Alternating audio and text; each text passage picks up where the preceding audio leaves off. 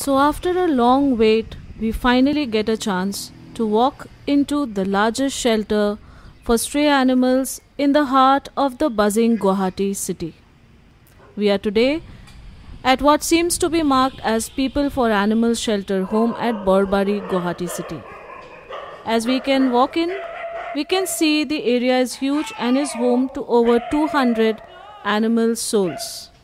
The dogs and cats alone make it to almost 70 residents in this congested and dingy shelter. What we can also make out is that the cages and the other area where these animals are kept are stinky and absolutely lack any signs of hygiene or regular cleaning.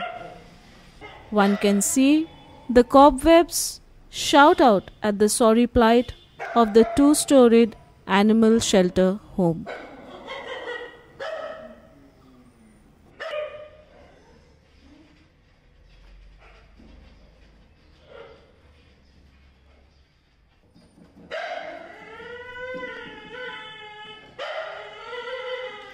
Interestingly, the entire area has only one caretaker who is showing us the place and is responsible for all the daily attending that all these animal souls require.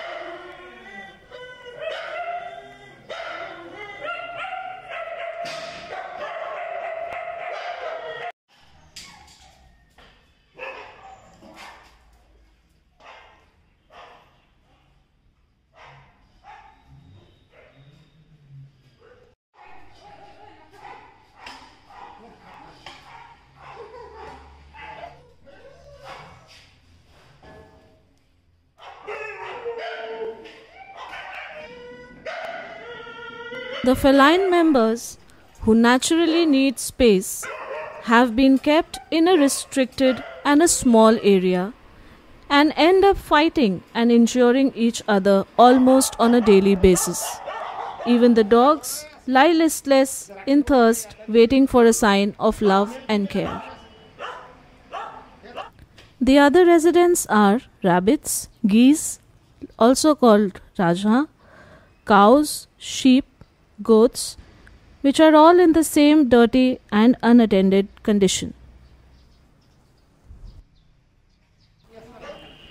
The shelter home, which stands home to over 200 animal souls, interestingly has no water arrangement of its own.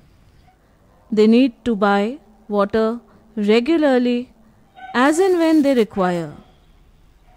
This on its own will explain the story behind the difficulties they face to clean, cook, or provide drinking water to the resident animals.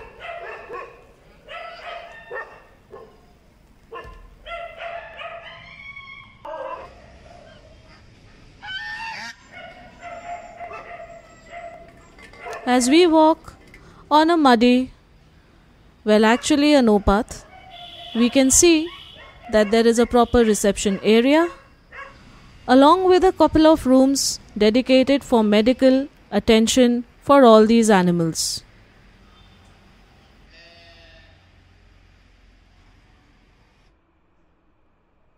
Medical equipment like X-ray machines, cataract surgery equipment, a dedicated operation theatre, oxygen cylinder, as well as an aqua guard for potable drinking water all lie in a dilapidated condition silently as a pile of junk, while so many animals die every day on the roads or within the shelter home premises itself.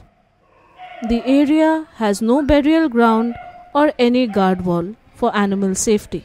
The huge area hardly seems to match the potential it carries in forms of what it is actually delivering today. The silently standing PFA ambulance in the area also seems to be an unused piece of machinery lying around. The only ray of hope we see are the few animal-loving youngsters who started coming regularly to lend a helping hand with cleaning, feeding and giving the much-needed human affection, not to mention the medicines as well, spending from their own pockets and trying to make a small difference. Of late, they have been carrying out self funded disinfection of premises with no support from the management. Apart from the intervention of PFA and other concerns, as a suggestion, this area can be transformed to an animal lovers zone where people can come and spend time with the animals.